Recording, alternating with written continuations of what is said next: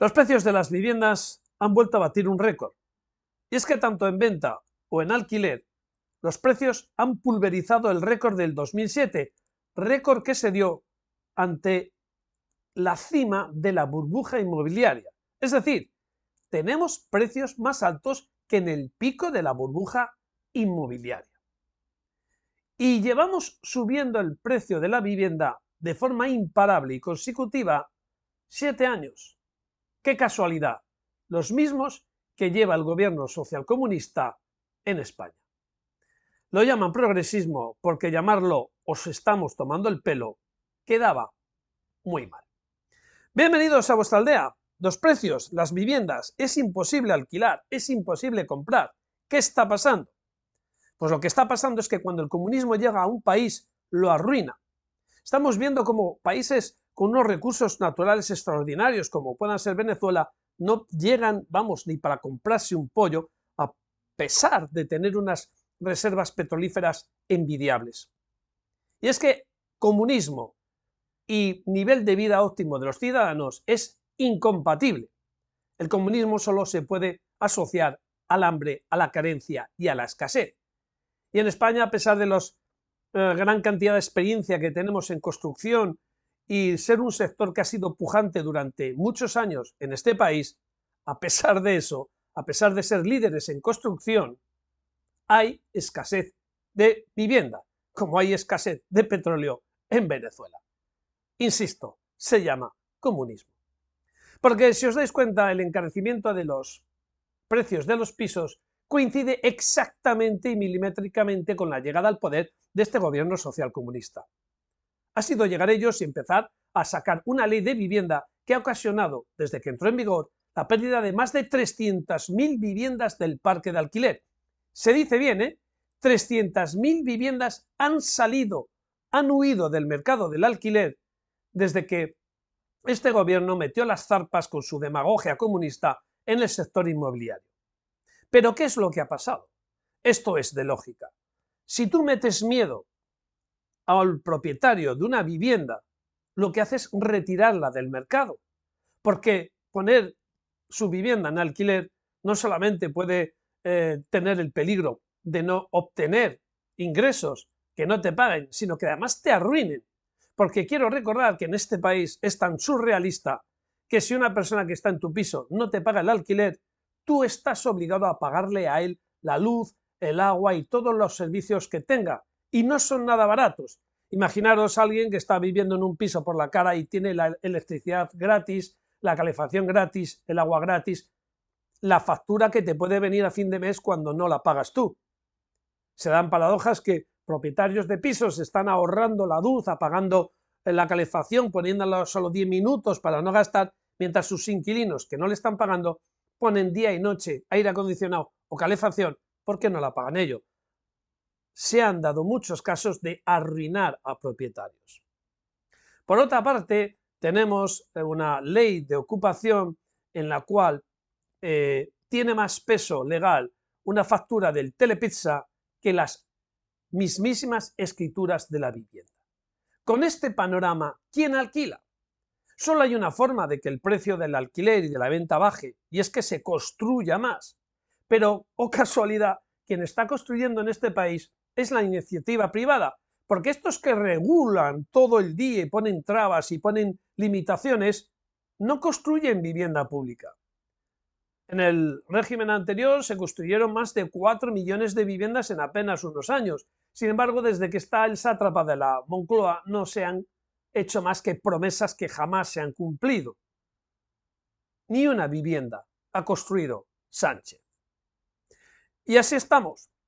Y hay que entender que para que el mercado funcione y bajen los precios, la gente pueda tener un alquiler digno, lo que hay que es promocionar la competencia.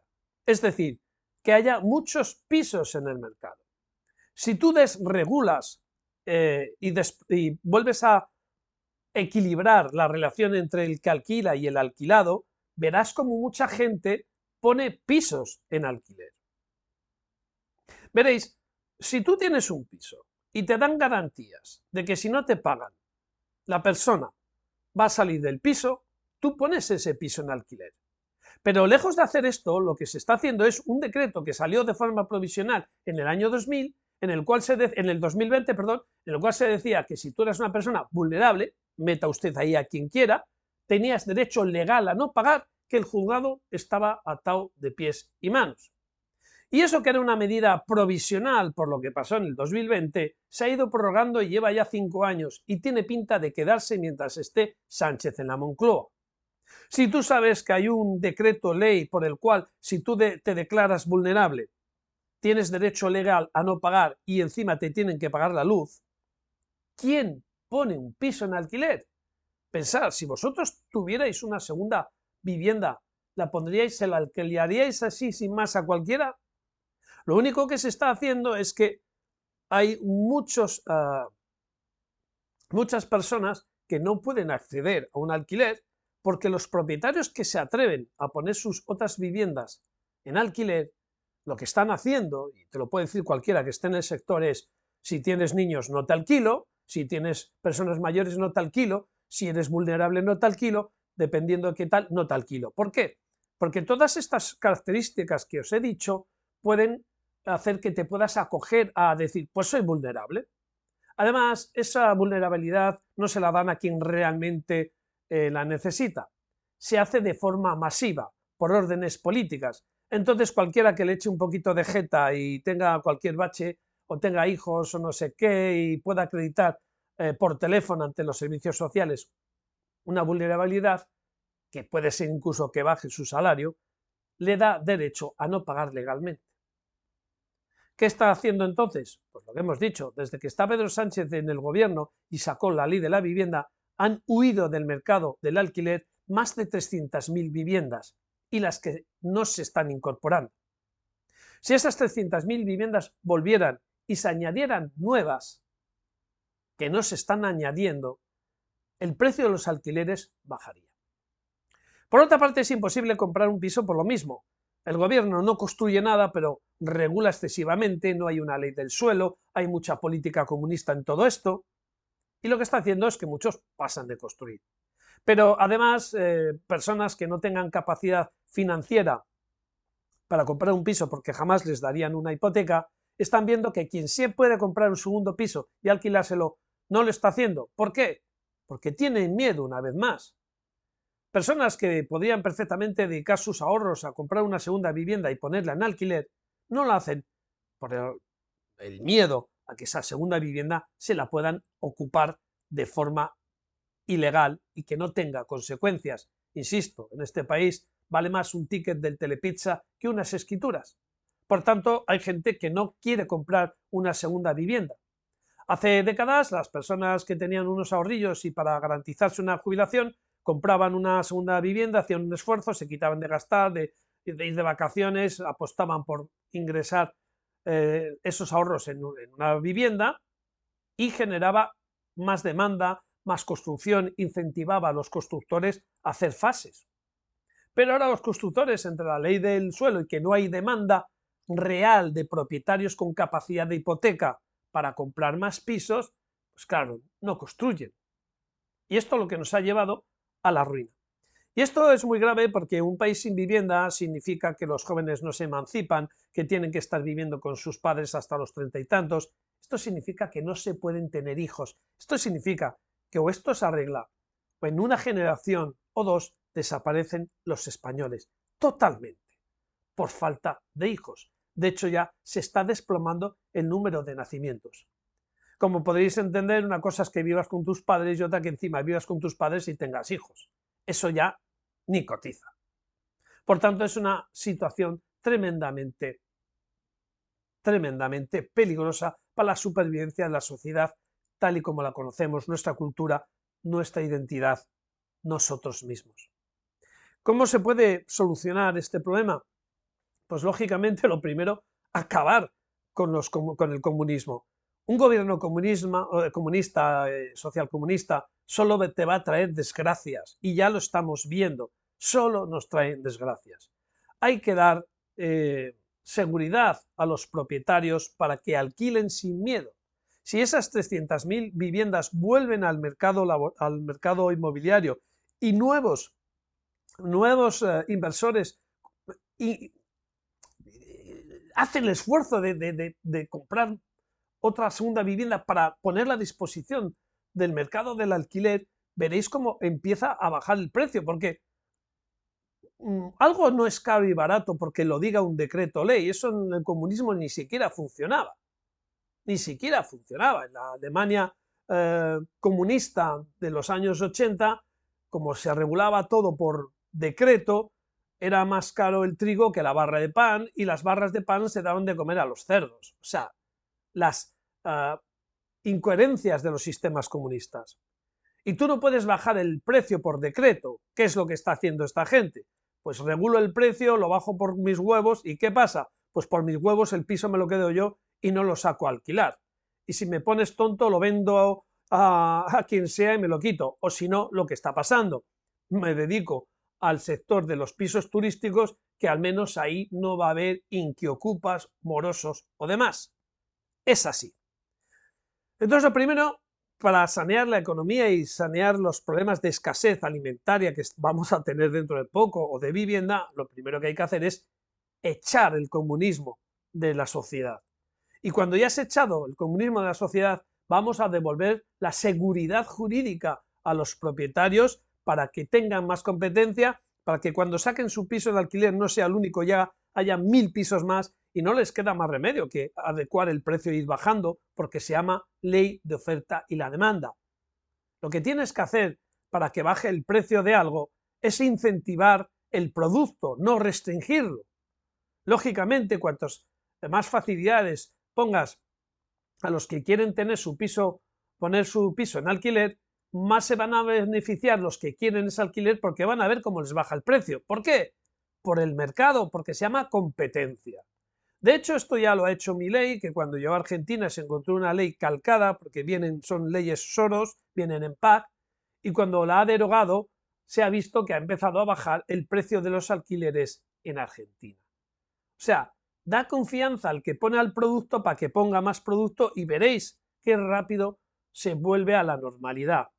Y por último, quiero recordaros una cosa muy curiosa. La mayoría de la gente que tiene pisos en propiedad tiene una franja de edad más alta. ¿Por qué? Porque fue precisamente en la época anterior que tanto critican cuando se construyeron millones de viviendas sociales. Y en aquella, un español con 28 años tenía piso en propiedad y familia. Ahora con 30 vive con sus padres. Los que más dinero, y esto es un informe que ha salido estos días del Banco de España, las personas que más patrimonio tienen son los que nacieron precisamente en la época de Franco. Y estas generaciones que han nacido en el posfranquismo, que se supone que era el progreso, y cuando ya España tiraba para adelante, tienen la mitad de patrimonio que los que nacieron en la época de Franco. Qué cosa más curiosa. Y de curiosa no tiene nada, porque los que vivimos parte de esa época, aunque fuera poquita, tenemos memoria. Y por ponerte una anécdota, que podía ponerte muchas, para llevar el tren de vida que llevábamos en aquella, tendrías que ser ahora el hijo de un ministro.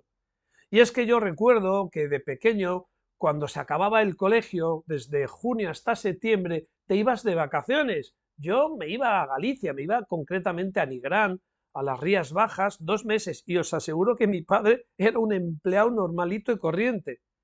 Pero nos íbamos toda la familia, menos él, que el pobre se tenía que quedar a trabajar. Era lo que se conocían entonces como los Rodríguez. O sea, el caso de mi padre no era un caso aislado, era un caso tan corriente de que la familia se fuera todo el verano que se acuñó un término denominado los Rodríguez. Los Rodríguez eran los padres de familia que se quedaban trabajando mientras sus familias, su mujer, sus hijos y demás, pasaban todo el verano en un lugar de vacaciones. En este caso, os puedo asegurar que si yo quisiera tener ese tren de vida de estar 2 meses entero en las Rías Bajas comiendo, pues en la mayoría de las veces en una tasquita, un bar que había cerca o en un restaurante o demás, si yo quisiera llevar ese tren de vida, esas vacaciones de cuando yo era niño, no podría. Ahora, si puedes escaparte un fin de semana, vas que fastidias. En esa época todos teníamos piso, aunque fuéramos trabajadores. Muchas empresas ponían piso a disposición de sus trabajadores. Habréis oído las casas de Renfe, las casas de aviación, las casas de la Pegaso, las empresas te ponían a tu disposición un piso. Es increíble que recordar esa imagen de mi madre los días de mercado, venir de la compra con carros de la compra reventados de fruta de todos tipos, bolsas, kilos y kilos de naranjas, de esto, lo otro, con un sueldito de mierda. Y ahora te vas al supermercado y compras 4 naranjas en una barqueta de plástico. Y esto lo llaman progresismo. Comemos peor, vivimos peor, no tenemos vivienda.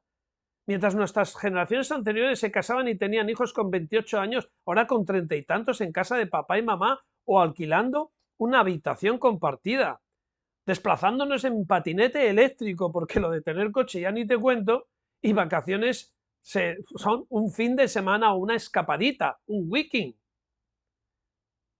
Y olvídate de comer pulpo, de comer jamón, de comer chorizo, de comer naranjas por kilos y por bolsas y por fruta y por pescado.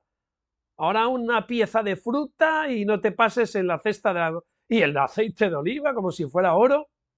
Este es el progreso que os están vendiendo. Igual por eso lo de los 100 años, los 50 años de aniversario lo han quitado y sus 100 actos porque la gente está empezando a abrir los ojos. En fin, aquí tenéis el progreso, porque llamarlos toman el pelo queda mal. Nos vemos. Y suscribiros, coño, que no os cuesta nada, y así le ponemos más complicado a YouTube la pérdida de suscriptores.